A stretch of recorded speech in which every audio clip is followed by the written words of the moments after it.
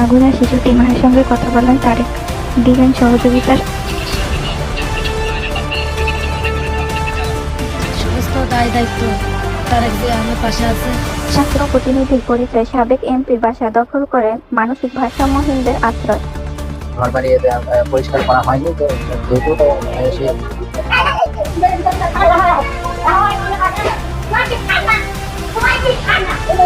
বিভিন্ন শ্রেণীর মানুষই রয়েছে এখানে, বিভিন্ন ধরনের ভারসাম্যহীন রোগী রয়েছে, অনেকেই বয়স্ক, অনেকেই কম বয়স্ক, এবং যে পুরুষ মানুষ রয়েছে তারা কিন্তু বিভিন্ন রাস্তাঘাটে ঘুরতেন এবং বিভিন্ন জায়গায় করে থাকতেন, এবং সেখান থেকে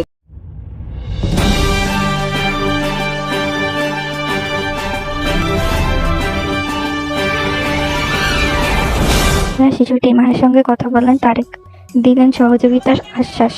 চিন্তা করবেন না, আমরা আছি, দেশের মানুষ আপনাদের পাশে আছে। শিশুটি মাকে বললেন তারেক রহমান। মাগুরা বোনের বাড়ি বেড়াতে গিয়ে ধর্ষণের শিকার শিশুটির পরিবারের সদস্যের সাথে কথা বললেন বিএনপির ভারপ্রাপ্ত চেয়ারম্যান তারেক রহমান। শনিবার দুপুরে শিশুটি মায়ের সঙ্গে কথা বললেন, চিকিৎসা ও ঘটনার বিচারের জন্য পাশে থাকার আশ্বাস দিলেন। নেতা কমিটি শিশুটির পরিবারের পাশে দাঁড়ানোর নির্দেশনা দিলেন তিনি। পাশে আছে।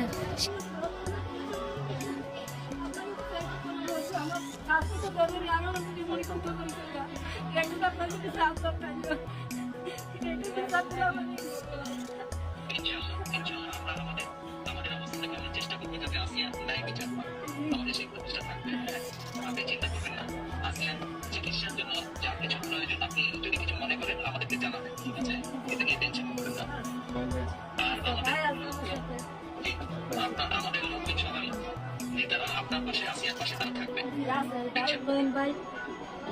সদস্য নয়নের ফোন দিয়ে শিশুর মায়ের সাথে কথা বলেন বিএনপি ভারপ্রাপ্ত চেয়ারম্যান তারেক রহমান।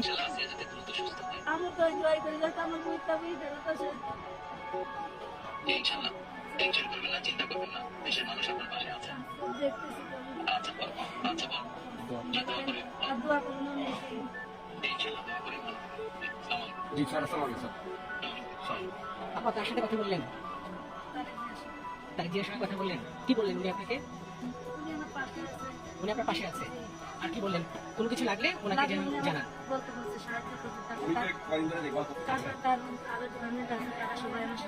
এবং আপনার পাশে আছে, তার জি আপনার পাশে আছে, বারবার এটাই বলুন, তাই তো?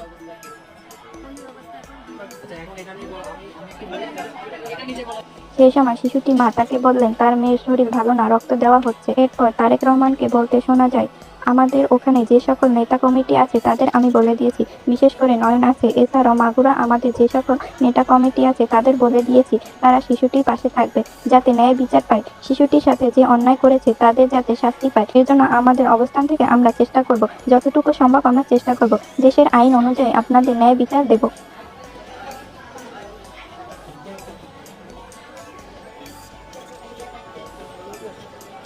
শিশুটির মাকে বিএনপির ভারপ্রাপ্ত চেয়ারম্যান বলে, আমি নয়নকে বলেছি শিশুটি চিকিৎসার জন্য যে সকল ব্যবস্থা নেওয়া দরকার এগুলো যাতে নেওয়া হয়। চিন্তা করবেন না, আমি আছি, দেশের মানুষ আপনাদের পাশে আছে। তখন শিশুটির মা কাঁদতে কাঁদতে বলেন, আপনি যদি দেখতেন আমার ছোট মনিটার সাথে কি হয়েছে। আপনার কাছে আবেদন, আপনি দোয়া করবেন যাতে আমি আমার মনিটাকে ফিরিয়ে পাই, আর যারা এই কাজ করেছে তাদের যেন উপযুক্ত শাস্তি হয়।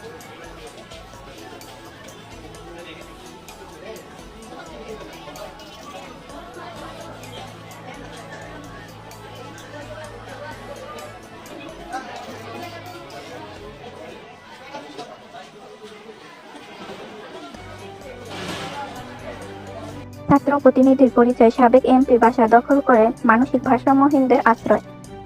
টাঙ্গাইল জেলায় আওয়ামী লীগের সাধারণ সম্পাদক জহিরুল ইসলামের শহরে কালীবাড়ি রোডে 6তলা ভবনটি দখল করা হয়েছে।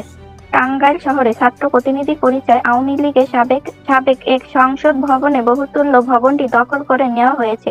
মানসিক ভারসাম্যহীন ব্যক্তিদের রাখা হয়েছে। পুলিশ ও স্থানীয়রা বলেন, ঘরবাড়ি পরিষ্কার করা হয়নি, তো যেহেতু সে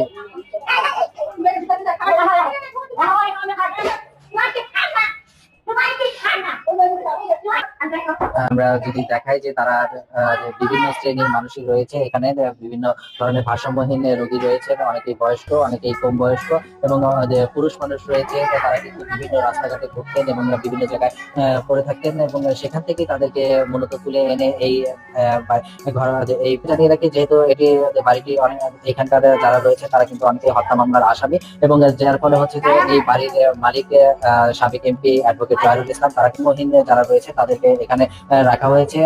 আমরা যদি একটু জানতে চাই যে এখানে আসলে এদের তো কেউই নাই, এরা রাস্তাঘাটে অসহায় ভাবে পড়ে থাকে। যে দায়িত্বটা ছিল সরকারের, আসলে ছিল সমাজের বিত্তবান মানুষদের, তারা তো কেউ এগিয়ে আসতেছে না। তো আসলে এই ধরনের মানুষ টাঙ্গাইলে এই বিগত 6 মাসে 5-6 জন রাস্তায় মরে যেতেই দেখলাম। কিছুদিন আগেও একটা ভিডিও ভাইরাল হয়েছে, ট্রেনে পড়ে মারা গেছে, হসপিটালের সামনে মারা গেছে, এরকম অনেক মানুষ মারা যেতেছে। তো ভাবলাম এদের জন্য একটা আশ্রম করি। তো এটা তো হচ্ছে আওয়ামী লীগের একটা অফিস, ওই পাশে অফিস, আওয়ামী লীগ জহেরের বাড়ি। তো এটা তো পরিত্যক্ত, না কোনো ভাড়াটিয়া আছে, না কেউ আছে, না মালিক আছে। তো আমরা তো এর আগে ভাঙার উদ্দেশ্যে বুলডোজার মিশন চালু করছিলাম। তো না ভেঙে অনেকেই আবদার করলো যে না ভেঙে এটা হচ্ছে মানুষের কল্যাণে কাজে লাগানো যায় কিনা, এখানে তো আর আমি থাকবো না, থাকবো অসহায় মানুষগুলা। তো এর জন্য হচ্ছে যে আমাদের 25 জনের উপরে আর কি হসপিটালে আছে, ধরলাম 25 জন এখানে যেহেতু আছে, তো এদেরকে আর কি এখানে আশ্রমে মানে আশ্রমের মতো করে যে এখানে ওরা থাকুক, যতদিন না পর্যন্ত এই বিচার টিচার এইগুলো হচ্ছে ঝামেলা মামলা টামলা, ততদিন ওরা অসহায় মানুষ রাস্তায় না থেকে এই আওয়ামী লীগের যে বাড়িগুলো আছে এগুলো সমাজের কাজে লাগুক আর কি, এই তো উদ্দেশ্য। এখানে যে যে এই তাদেরকে পুনর্বাসন করা হয়েছে, এই পুনর্বাসনটা আসলে তাদেরকে যে পুনর্বাসন করা হচ্ছে এটি আসলে কিভাবে চলে আপনার? এখন প্রথমে শুরু করছিলাম ব্যক্তিগত টাকা থেকে, তারপর আসলে ব্যক্তিগত টাকা দিয়ে এত মানুষের করা সম্ভব না, খরচ অনেক খরচ। যেটা ভাবছিলাম, অনেকের সাথে প্রথমে আলোচনা করছিলাম যে এই ধরনের উদ্যোগ নিতে চাই, সবাই বলছে হ্যাঁ পাশে আছি, সহযোগিতা করবো, এই সেই। আসলে দেখা গেছে মাঠ পর্যায়ে যখন কাজ করি তখন এত মানুষ আসে না, আর এত টাকা পয়সারও কোনো সহায়তা পাই নাই। তো খুবই কষ্ট হয়ে যাচ্ছিল। আমাদের 2 মাসের বাসা ভাড়াও যে আগের যে আশ্রম ছিল ওখানে বাকি আছে। পরে ভাবলাম যে যেহেতু পরিত্যক্ত, এত টাকা তো নাই এদের পিছনে খরচ করার জন্য, আর সমাজের বিত্তবান মানুষও ওই রকম দিকেও আসতেছে না যে জাকাত টাকাত দিল। এই জন্য ভাবলাম এদেরকে তো দেখা গেছে যে আমি ফেসবুকে এর আগে পোস্ট করছি যে ঈদের পর হয়তো এদের ছেড়ে উঠতে হতে পারে। পরে ভাবলাম যে ধন্যবাদ না ছেড়ে আপনাকে। দিয়ে